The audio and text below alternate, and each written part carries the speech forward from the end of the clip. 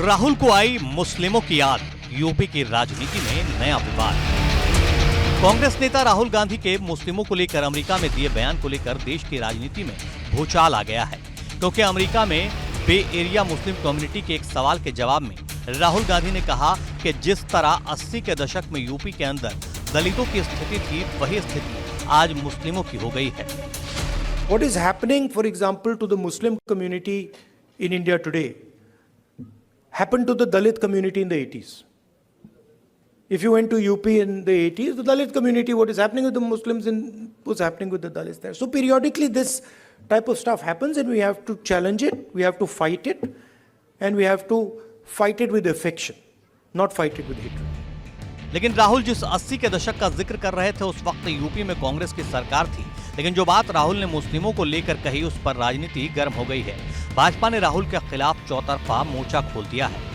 सत्ता वियोग की कुंठा कहूँगा कि सत्ता के बिना जो कुंठा से ग्रस्त कांग्रेस और उनके नेता हैं, जो अपना प्रधानमंत्री की कुर्सी पर जन्मसिद्ध अधिकार समझते थे, आज उनके अधिकार को जनता ने उनसे छीन लिया है लोकतंत्र की ताकत के बल पर।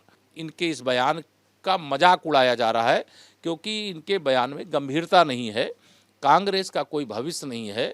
कुंठा से ग्रस्त कांग्रेस पार्टी यह मानती है कि हम माननीय नरेंद्र मोदी जी के विरोध में विदेश में बोल करके कुछ समर्थन हासिल कर लेंगे, तो जो बचा कुचा समर्थन है वो भी गंवा देंगे। वो हमेशा देश के प्रधानमंत्री जी पर और देश के सामाजिक राजनीतिक ताने बाने पर विदेशों में ही हमला क्यों करते हैं?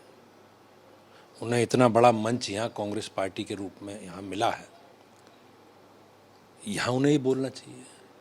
लेकिन वो देश में, विदेशों में, दुनिया में भारत की छवि खराब करके। उधर ओवैसी भी राहुल को लेकर हमलावर नजर आ रहे हैं। ओवैसी मुस्लिमों की बदहाली के लिए कांग्रेस को जिम्मेदार बता रहे हैं। तो 1980 में राहुल गांधी नहीं जानते कि यूपी में सरकार उनकी थी, तो हाशिमपुरा हुआ, मलियाना हुआ। 1980 में उन्हीं की पार्टी की सरकार थी, तो दिल्ली का मैसेकर हुआ। यूपी में उन्हीं की सरकार थी, तो मुरादाबाद की ईदगाह में 400 से ज़ायद मुसलमानों को पुलिस फायरिंग में मार दिया गया। 1980 में उन्हीं की सरकार थी जब दिल्ली की सड़कों पर सिखों के खून से होली खेली गई थी।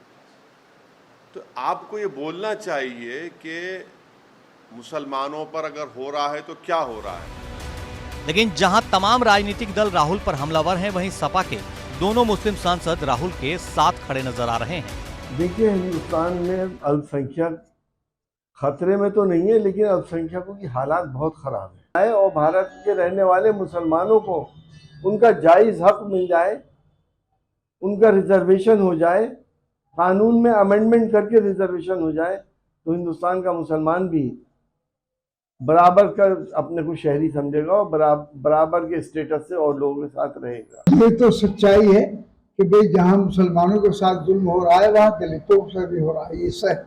ये ठीक है बात। ये आज नहीं, पहले भी मुसलमानों के साथ हमेशा जुल्म होता रहा, लेकिन इतना जुल्म कभी नहीं हुआ। कई बीजेपी नेता लगातार ये कह रहे हैं कि विदेशों में जाकर के राहुल गांधी सिर्फ भारत को अपमानित करने का काम करते हैं। वहीं अगर बात करें तो भारतीय जनता पार्टी ने साफ तौर पे कहा है कि बीजेपी ने अपने कार्यकाल में सभी का बेहतर विकास किया और सबसे ज्यादा केंद्रीय योजनाओं से लाभान्वित होने वाले मुस्लिम समुदाय रहे हैं। लेकिन राहुल गांधी लगातार विदेशों की धरती पर जाकर के भारत को अपमानित करने का काम करते हैं। वहीं अगर बात करें तो समाजवादी पार्टी के मुरादाबाद से सांसद एसटी हसन ने राहुल गांधी के बयान का समर्थन किया है, लेकिन भाजपा लगातार उनके बयान को लेकर के राहुल गांधी के ऊपर मुखर है।